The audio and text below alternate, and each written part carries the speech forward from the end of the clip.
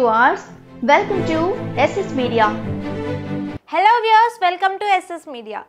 ఎట్టకేలకు టీడీపీ జనసేన తమ తొలి జాబితాను విడుదల చేశాయి. మామూలుగానే సీట్లు రాని వారు రెబల్గా మారిపోతుంటారు. పార్టీ మారతామని బెదిరిస్తూ ఉంటారు.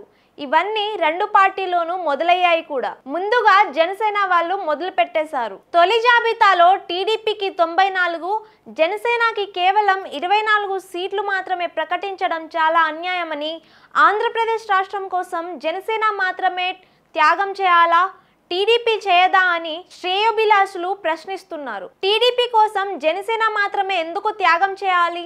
టీడీపీ కూడా జనసేన కోసం త్యాగం చేయాలి కదా. మరీ తక్కువ సీట్లతో పవన్ ని జనసేన కార్యకర్తలను అవమానిస్తున్నారు అని వారు వాపోతున్నారు. టీడీపీ వాళ్ళు కూడా చిన్నగా స్టార్ట్ చేశారు.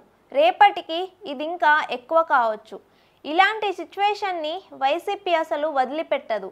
ఇంకా వాళ్ళకి మధ్య గొడవలు పెట్టే ప్రోగ్రామ్స్ అప్పుడే రెడీ చేస్తుంది.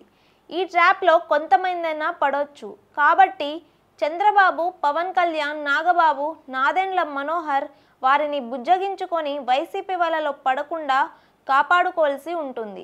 ఇదేగాక టీడీపీతో జనసేన పొత్తు పెట్టుకుంటే కాపులకు తీరని అన్యాయం జరుగుతుందని తాము మొదటి నుంచే హెచ్చరిస్తున్నామని, జనసేనకు కేవలం 24 సీట్లు కేటాయించి టీడీపీ ఏకంగా 94 సీట్లు తీసుకోవడంతో తమ అనుమానాలు నిజమని తేలాయంటూ వైసీపీ నేతలు కాపు సామాజిక వర్గాన్ని రెచ్చగొట్టే ప్రయత్నం చేస్తున్నారు. ఇంతకాలం కొన్ని నియోజకవర్గాల్లో పార్టీ అభ్యర్థులు ఖరారు చేయకపోవడం వలన వైసీపీకి వారి గురించి క్లూ లభించలేదు.